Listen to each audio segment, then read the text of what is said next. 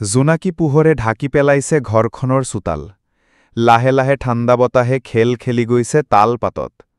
আবেলিৰ কুকাল ফুৰি গৈছে। আইতা ওলাই আহিছে বিচনী আৰু হাত পাতি লৈ।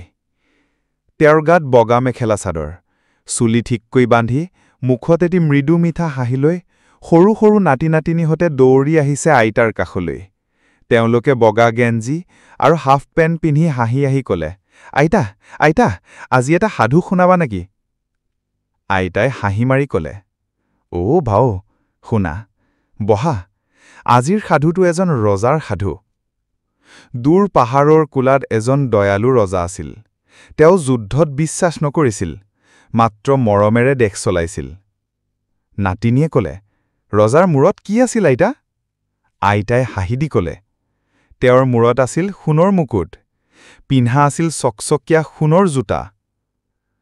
নাতিয়েও ততালিকে সুধিলে, তেন্তে যুদ্ধ নকৰিলে কি হ'ল? আইতাই ক'লে, এদিন আকাশৰ পৰা এটা ড্ৰেগন আহি ৰাজমহলত নামিল।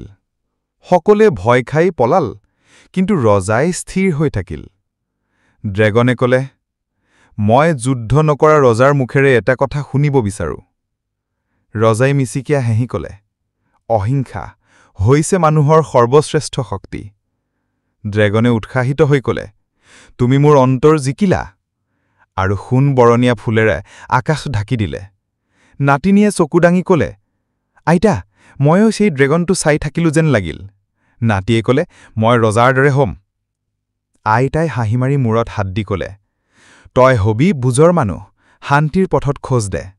জোনাকী বতাহ গয়। পাখিখনো জিৰণি ল'লে। আইতাই বিচনী টানি ক'লে, এতিয়া চকু মুদি শোৱা, কালি আৰু এটা সাধু শুনিম। সেউজীয়া গাঁও, বতাহৰ সুৰ, আইতাৰ গলিত সাধু কথা, সপোনৰ পজাত জোনাকী উৰি ফুৰে। যদি ভিডিঅ'টো চাই ভাল পায় তেন্তে লাইক, কমেণ্ট আৰু ছাবস্ক্ৰাইব কৰিবলৈ নাপাহৰিব ৰাইজ।